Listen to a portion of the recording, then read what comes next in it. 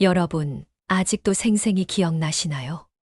아이를 처음 품에 안았을 때 가슴이 터질 것만 같던 그 순간을요. 세상에서 가장 소중한 보물을 안고 있다는 벅찬 감동과 동시에 이 작은 생명을 지켜내야 한다는 무게감이 어깨를 짓눌렀던 그때를 말이에요. 그 후로 얼마나 많은 밤을 뜬 눈으로 지새우셨나요? 아이가 조금이라도 아프면 하늘이 무너지는 듯 했고, 아이가 웃으면 세상을 다 가진 기분이었던 그 날들을요. 첫 돌잔치, 첫 입학식, 첫 졸업식, 그 모든 첫 번째들을 가슴 졸이며 지켜보셨겠지요. 자신의 꿈은 접어두고 몸이 아파도 참아가며 마음에 들지 않는 일이라도 자식을 위해서라면 기꺼이 감내했던 그 세월들. 우리는 그것을 사랑이라고 또는 부모의 마음이라고 부르죠. 하지만 그 깊은 사랑이 언제나 이해받고 보답받는 것은 아니라는 걸 살다 보면 깨닫게 됩니다. 자식에게 주는 사랑은 일방통행이라는 걸 나이 들어서야 뼈저리게 느끼게 되지 않습니까? 내가 아이에게 쏟아부은 그 모든 정성과 희생이 고스란히 내게 돌아오기를 기대했던 건 아니었는데도 때로는 외로움이 밀려오곤 하죠. 오늘 여러분께 들려드릴 이야기의 주인공도 그런 분이었어요. 이름은 이순옥. 평범하지만 위대한 한 여인의 이야기입니다. 구독과 좋아요를 눌러주세요. 인생 찻집 오늘의 한 잔 시작합니다. 때는 6.25 전쟁이 휩쓸고 간 뒤 나라 전체가 폐허 속에서 새로운 시작을 꿈꾸던 시절이었습니다. 그 혼란스러운 시기에 태어난 순옥이는 어린 시절부터 가난과 싸워야 했어요. 하지만 그 시절 대부분의 아이들이 그랬듯 순옥이도 꿋꿋하게 자랐습니다. 학교에 제대로 다니지도 못했지만 삶이 주는 가르침만큼은 누구보다 깊이 배웠지요. 20살이 되던 해, 순옥이는 동네에서 성실하기로 소문난 젊은이와 혼인했습니다. 남편은 비록 가진 것은 없었지만 부지런하고 마음씨 좋은 사람이었어요. 두 사람은 작은 새방에서 신혼살림을 꾸리며 소박하지만 행복한 나날을 보냈습니다. 그리고 결혼 2년째 하늘이 선물처럼 아들을 주었어요. 아기의 첫 울음소리를 들었을 때 순옥이의 마음이 어땠을까요? 그 작고 연약한 생명을 품에 안았을 때의 벅찬 기쁨과 동시에 이 아이를 잘 키워내야 한다는 무거운 책임감이 어깨를 짓눌렀을 겁니다. 하지만 그 모든 것이 달콤한 부담이었겠지요. 순옥이는 아들의 이름을 민수라고 지었습니다. 민수가 돌이 될 무렵까지는 정말 평화로운 시간들이었어요.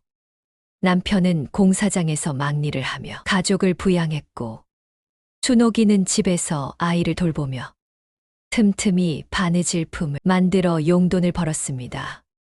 저녁이면 세 식구가 모여 앉아 소박한 밥상을 나누며 하루를 마무리했지요. 민수의 제잘거림이 그 좁은 새방을 세상에서 가장 따뜻한 공간으로 만들어 주었습니다. 하지만 행복은 그리 오래 가지 않았습니다. 민수가 3살이 되던 해봄, 갑작스러운 사고가 이 평범한 가정을 송두리째 흔들어 놓았어요. 남편이 일하던 공사장에서 크레인이 넘어지는 사고가 일어났고, 그만 순옥이의 남편은 그 자리에서 세상을 떠나고 말았습니다. 그날 밤, 순옥이는 잠든 아들을 바라보며 하염없이 눈물을 흘렸어요. 25세 나이에 갑자기 홀어머니가 되어버린 현실이 믿어지지 않았습니다. 하지만 울고만 있을 수는 없었지요. 품에 안긴 민수가 있었으니까요. 이 작은 생명을 책임져야 한다는 사실이 준옥이로 하여금 다시 일어설 힘을 주었습니다. 장례를 치르고 난 후 준옥이의 진짜 시련이 시작되었습니다. 남편이 받던 일당으로 간신히 유지하던 생활이었는데 이제는 그마저 끊어진 상황이었어요. 친정에서 도움을 주고 싶어 했지만 역시 넉넉하지 않은 형편이었습니다. 결국 순옥이는 스스로 길을 찾아야 했어요. 처음에는 동네 공장에서 일을 시작했습니다. 새벽 6시부터 저녁 8시까지 미싱 앞에 앉아 옷을 만드는 일이었어요. 손은 늘 바늘에 찔려 상처투성이었고 어깨와 목은 굽은 자세 때문에 늘 결렸습니다. 하지만 민수를 위해서라면 감내할 수 있었어요. 문제는 민수를 돌볼 사람이 없다는 것이었습니다. 어린이집이라는 것도 흔하지 않던 시절이었거든요. 준옥이는 민수를 이웃집 할머니에게 맡기고 일을 나갔지만 아이가 아프거나 보채면 일을 중단하고 달려가야 했어요. 그럴 때마다 공장 반장은 못마땅한 표정을 지었고 결국 순옥이는 그 일을 그만둘 수밖에 없었습니다. 그 다음엔 식당 일을 시작했어요. 동네 중국집에서 설거지와 청소를 맡았습니다. 기름때와 음식 냄새가 배 앞치마를 두르고 뜨거운 물에 손이 빨갛게 부어가며 설거지를 했어요. 일이 끝나면 밤 10시가 넘었고 집에 돌아가면 민수는 이미 혼자 잠들어 있곤 했습니다. 어느 날 밤 식당에서 돌아온 순옥이는 민수가 열이 나는 것을 발견했어요. 아이는 온종일 혼자 있으면서도 엄마를 기다리며 끙끙 앓고 있었던 거예요. 그 모습을 본 순옥이의 가슴은 찢어질 것 같았습니다. 미안해. 민수야, 엄마가 미안해. 아들을 품에 안고 밤새 간병하며 순옥이는 다짐했어요. 아무리 힘들어도 이 아이만큼은 제대로 키우겠다고 말이에요. 식당 일도 오래 가지 못했습니다. 민수 때문에 자주 빠지다 보니 사장이 더 이상 참지 못하겠다고 했거든요. 준옥이는 다시 다른 일을 찾아야 했어요. 이번엔 낮 시간에 할 수 있는 파출부 일을 택했습니다. 부잣집들을 돌아다니며 청소와 빨래를 해주는 일이었어요. 무릎을 꿇고 걸레질을 하고 빨래판에 손목이 아파라 비비고 다림질에 팔이 저려와도 참았습니다. 그래도 이 일은 민수와 함께 보낼 시간을 조금이나마 확보해 줄 수 있었어요. 하지만 파출부 일로 벌어들이는 돈으로는 생활하기가 빠듯했습니다. 월세를 내고 나면 식비조차 부족했어요. 준옥이는 자신은 라면으로 때우면서도 민수에게는 계란과 우유를 꼬박꼬박 챙겨주었습니다. 아이가 또래보다 작고 마른 것 같아 늘 마음이 아팠거든요. 그런 어느 날 민수가 초등학교에 입학할 나이가 되었어요. 다른 아이들은 새 옷과 새 가방을 메고 학교에 갔지만 민수는 동네 형이 쓰던 책가방을 물려받아 매야 했습니다. 준옥이는 미안한 마음에 밤새 그 낡은 가방을 정성스럽게 닦고 기워주었어요. 민수야, 엄마가 새 가방 사주지 못해서 미안해. 괜찮아요. 엄마, 이 가방도 좋아요. 민수의 대답에 순옥이는 코끝이 찡해졌습니다. 이렇게 어린 아이가 벌써 눈치를 보고 있다니. 준옥이는 더욱 열심히 일해서 민수에게 부족함 없이 해주겠다고 다짐했어요. 세월은 강물처럼 흘러갔습니다. 준옥이의 손은 거칠어지고 허리는 구부정해졌지만 민수는 건강하게 자라났어요. 초등학교 시절 민수는 공부를 참 잘했습니다. 집에 책이 많지는 않았지만 도서관에서 빌린 책들을 밤늦도록 읽곤 했어요. 준옥이는 아들이 공부하는 모습을 보며 가슴이 뿌듯했습니다. 우리 민수는 정말 똑똑해 아빠를 닮았나 봐. 준옥이는 혼자 중얼거리며 미소를 지었어요. 하지만 중학교에 올라가면서 문제가 생겼습니다. 교복값, 참고서값, 학용품비까지 들어갈 돈이 만만치 않았거든요. 준옥이는 파출부일 외에 밤에는 공장에서 야간 아르바이트까지 시작했어요. 하루에 겨우 서너 시간 잠을 자는 생활이 계속되었지만 민수의 학비를 위해서라면 기꺼이 감수할 수 있었습니다. 민수도 엄마의 고생을 알고 있었어요. 친구들이 학원에 다닐 때 혼자 집에서 공부했고 친구들이 새 운동화를 사달라고 조를 때도 민수는 한 번도 그런 말을 하지 않았습니다. 오히려 성적이 올라갈 때마다 엄마에게 달려와 자랑했어요. 엄마, 나 이번에 전교 10등 했어요. 정말 우리 민수가 이렇게 훌륭하다니. 준옥이는 아들을 꽉 안아주었어요. 그 순간만큼은 세상의 모든 고생이 다 보상받는 기분이었습니다. 고등학교에 올라간 민수는 더욱 성실했어요. 새벽 5시에 일어나 신문 배달을 하고 학교에 갔습니다.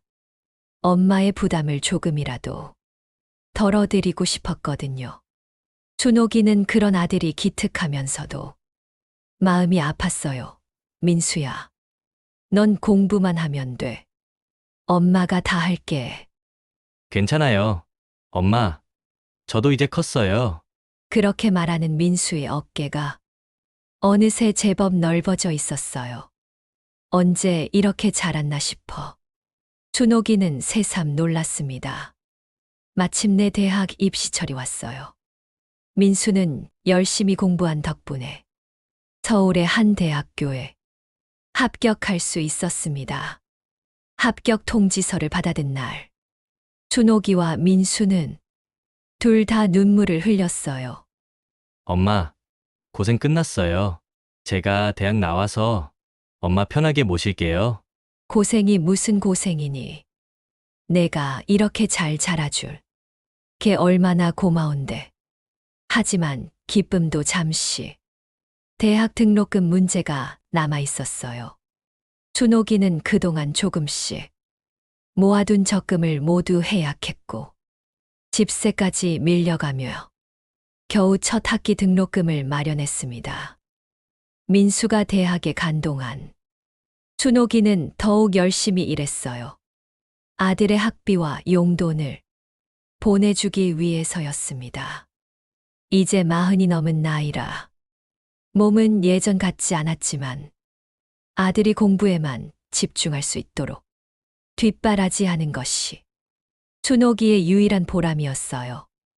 민수는 대학에서도 성실했습니다. 장학금도 받고 아르바이트도 해가며 스스로의 몫을 해냈어요. 방학 되면 집에 돌아와 엄마를 도왔고 틈날 때마다 엄마, 고마워요 라는 말을 잊지 않았습니다. 그렇게 4년이 흘러 민수가 대학을 졸업했어요. 취업 준비를 하면서도 민수는 늘 엄마 걱정을 했습니다. 이제는 자신이 엄마를 모실 차례라고 생각했거든요. 엄마, 제가 취업하면 더 이상 힘든 일 하지 마세요. 제가 다 책임질게요. 준옥이는 그런 아들이 대견하면서도 아직 사회에 나가지도 않은 아들이 벌써 그런 걱정을 하는 게 짠했어요. 하지만 한편으로는 가슴이 뿌듯했습니다. 자신이 키운 아들이 이렇게 의젓하게 자라났구나 하고 말이에요.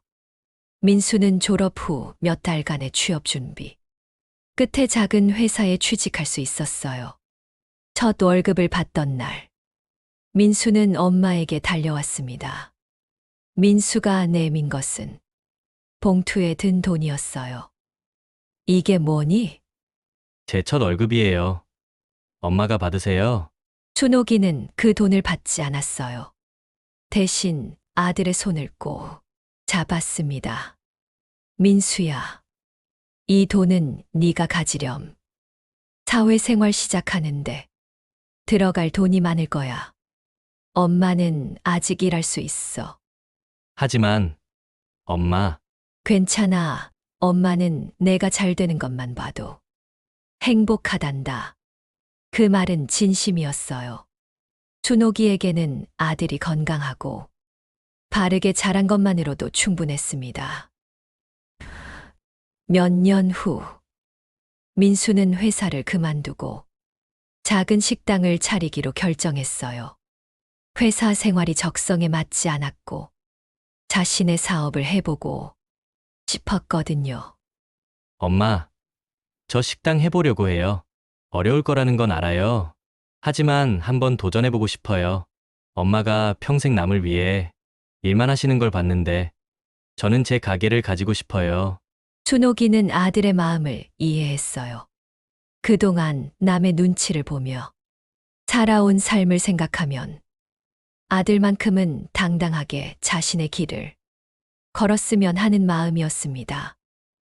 그래, 내가 하고 싶다면 해봐. 엄마가 도와줄게. 이렇게 했어. 민수의 작은 식당이 문을 열었어요. 처음에는 손님이 많지 않았지만 민수의 성실함과 정성 덕분에 조금씩 단골 손님들이 생겨났습니다. 준옥이도 가끔 식당에 나가서 아들을 도왔어요. 설거지를 하고 청소를 하며 아들의 꿈을 함께 키워나갔습니다. 그리고 민수에게 좋은 인연도 생겼어요. 식당에 자주 오던 손님 중에 마음씨 좋은 여자분이 있었는데 두 사람이 자연스럽게 가까워진 거예요. 준옥이는 그 여자분이 며느리가 되었으면 하는 마음이었습니다. 드디어 민수가 결혼을 하게 되었어요. 신부는 영이라는 이름의 따뜻하고 다정한 사람이었습니다. 준옥이는 아들의 결혼식 날 눈물을 많이 흘렸어요. 기쁜 눈물이었지만 한편으로는 이제 정말 아들을 떠나보내야 한다는 아쉬움도 있었거든요. 엄마 결혼해도 자주 찾아뵐게요. 민수의 말에 순옥이는 고개를 끄덕였어요. 하지만 마음 한구석에서는 이미 알고 있었습니다. 아들에게는 이제 자신보다 더 소중한 사람이 생겼다는 것을, 그리고 그것이 자연스러운 일이라는 것을 말이에요. 결혼 후 얼마 지나지 않아 더 기쁜 소식이 전해졌어요. 며느리 영희가 임신을 한 거예요. 준옥이는 손자를 만날 생각에 가슴이 설렜습니다. 아들을 키울 때의 그 벅찬 기쁨을 다시 한번 느낄 수 있을 것 같았거든요. 어머니, 저희 아이 많이 잘 봐주세요. 당연하지. 내가 얼마나 기다렸는데. 손자 준호가 태어나던 날, 준옥이의 기쁨은 이루 말할 수 없었어요. 작고 분홍빛 얼굴에 아기를 보는 순간, 민수를 처음 품에 안았을 때 그 감동이 다시 밀려왔습니다. 준옥이는 손자 준호를 돌보며 제2의 육아를 시작했어요. 민수 부부가 식당 일로 바쁠 때면 준호를 봐주었고, 아이가 우유를 먹고 잠들어가는 모습을 보며 행복해했습니다. 그 무렵 순옥이는 시장에서 반찬 가게 일을 시작했어요. 나이가 들어 예전만큼 힘든 일을 할 수는 없었지만 손자 용돈도 주고 싶고 민수 부부에게 도움이 되고 싶었거든요. 새벽부터 시장에 나가 나무를 다듬고 반찬을 만드는 일이었어요. 어머니, 고생 많으세요. 고생이 무슨 고생이니? 우리 준호 보는 재미에 사는 거지. 정말 그랬어요.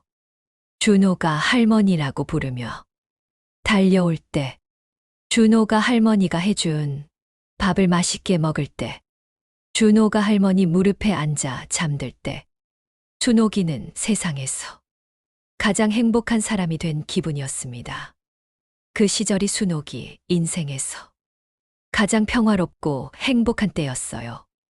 아들은 성공적으로 독립했고, 사랑하는 손자까지 얻었으며, 자신도 할 일이 있어 보람을 느꼈거든요.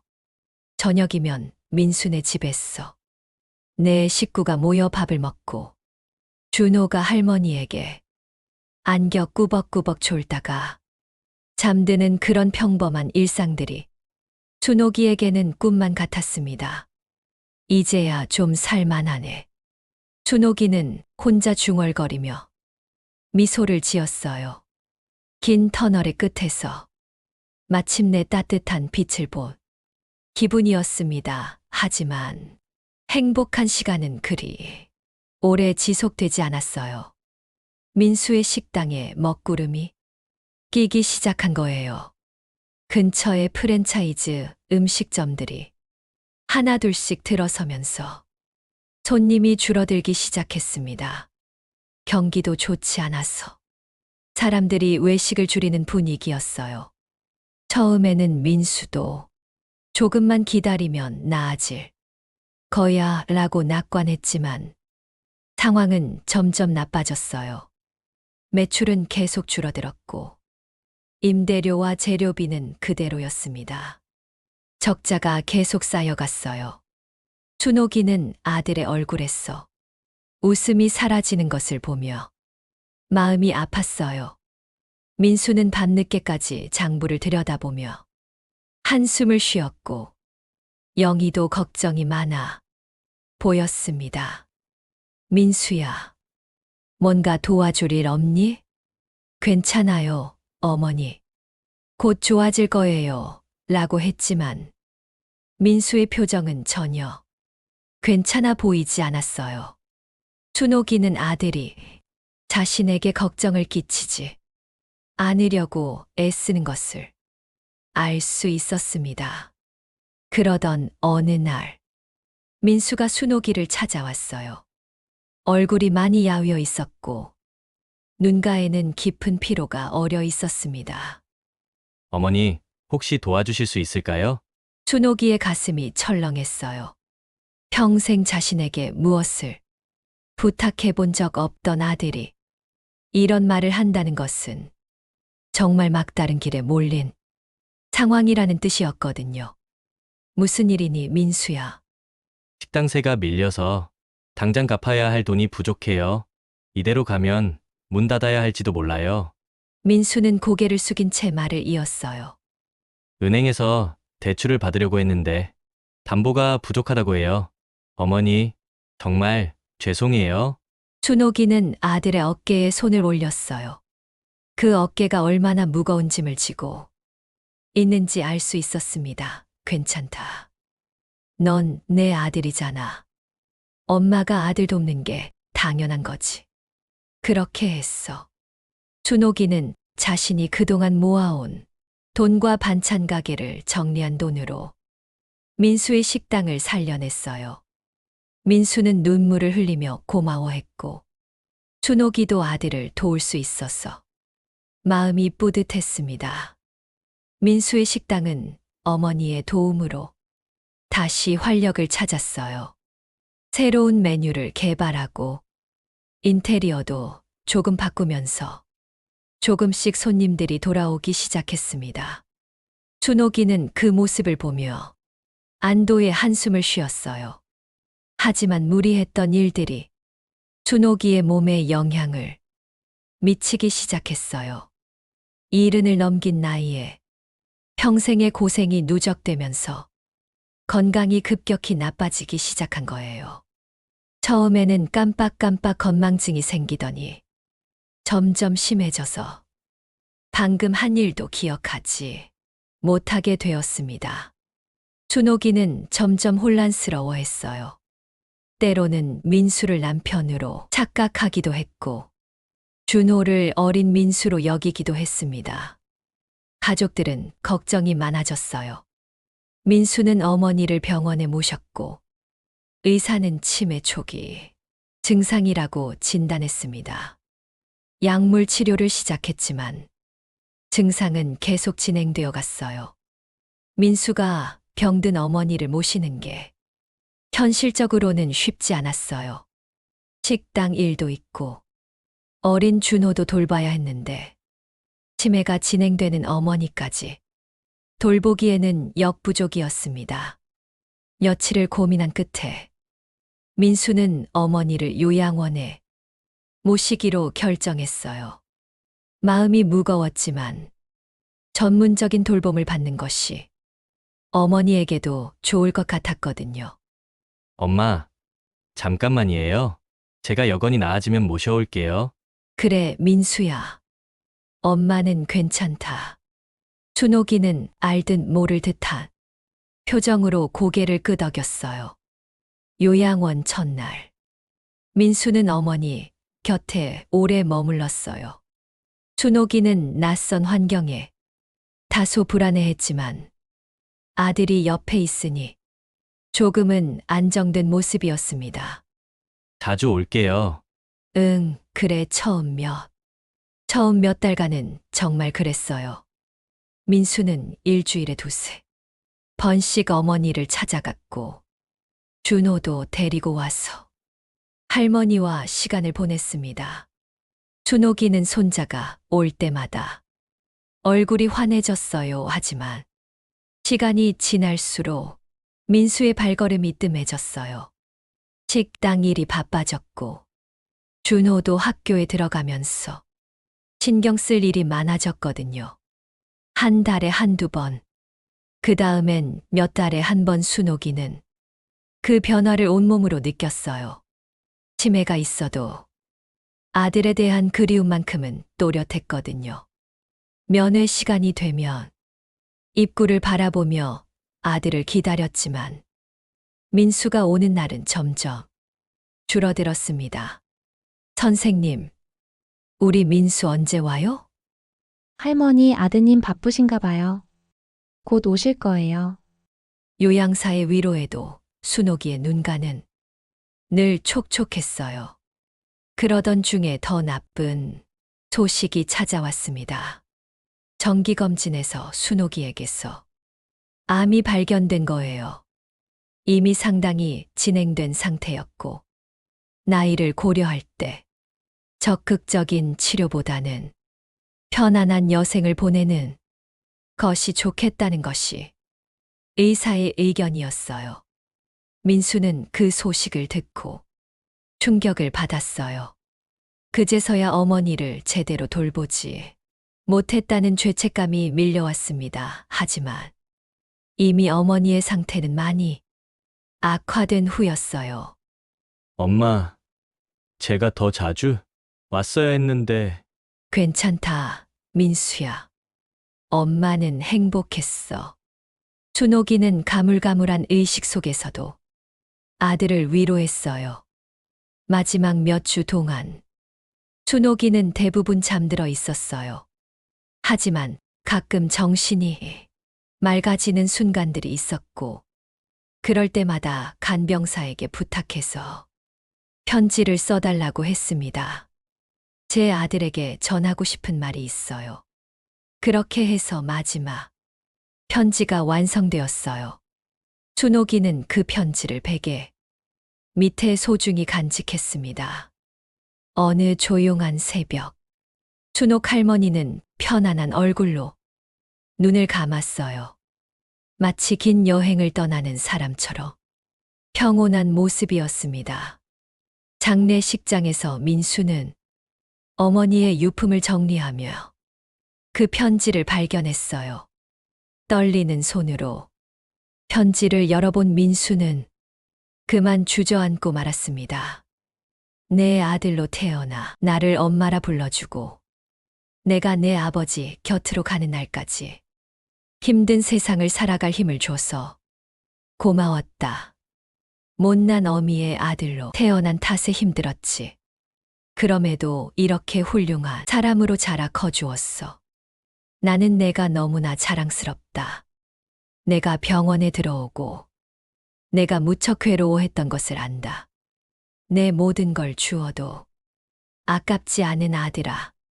내가 내 곁을 지키지 못하는 어느 날에 내가 눈을 감아도 스스로를 탓하지 말아라. 행복했던 기억만을 간직한 채로 내 아버지에게 돌아가는 어미를 기쁜 마음으로 배웅해 주거라. 나의 아들로 태어나 주어 정말로 고맙다.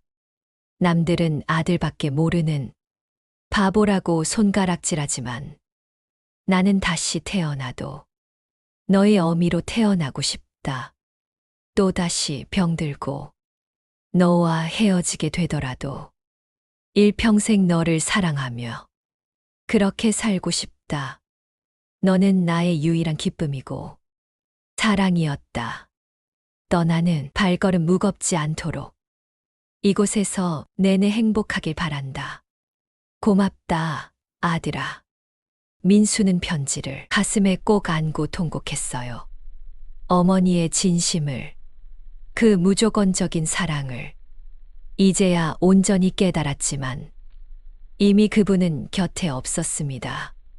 자신의 인생보다는 아들의 인생을 위해서 살았던 준옥 할머니, 자신만을 위해 헌신한 그녀를 보고 손가락질하는 이도 있었겠지만 준옥 할머니는 또다시 태어나도 같은 선택을 할 것이라 생각했습니다. 자식에게 퍼부은 사랑이 되돌아오지 않는다고 해서 이미 준 사랑을 다시 거두어 드릴 수 있겠습니까? 아들은 뒤늦게 어머니의 사랑을 깨닫는다 하여도 이미 늦은 것이고 나중에 자신의 자식이 커봐야 땅을 치고 후회할 것입니다. 많은 이들이 자식에게 모든 것을 주지 말아라. 헌신하지 말아라. 쉽게들 말합니다. 하지만 그것이 말처럼 쉽겠습니까? 내 자식을 위하지 말라는 말을 어떻게 쉽게 실천할 수 있겠습니까? 하지만 자신의 인생 한 번 제대로 살아보지 못한 준옥 할머니가 딱하다는 것은 분명합니다. 누군가의 어머니이기 이전에 한 사람의 인간이지 않습니까? 가끔은 스스로를 위해 살아보시기 바랍니다. 자식의 행복을 바라는 만큼 자신의 행복을 위하는 일도 해보시기 바랍니다. 저는 나이 들어서도 행복해지기 위해 노력하고 싶습니다. 부디 여러분도 그러하길 바랍니다.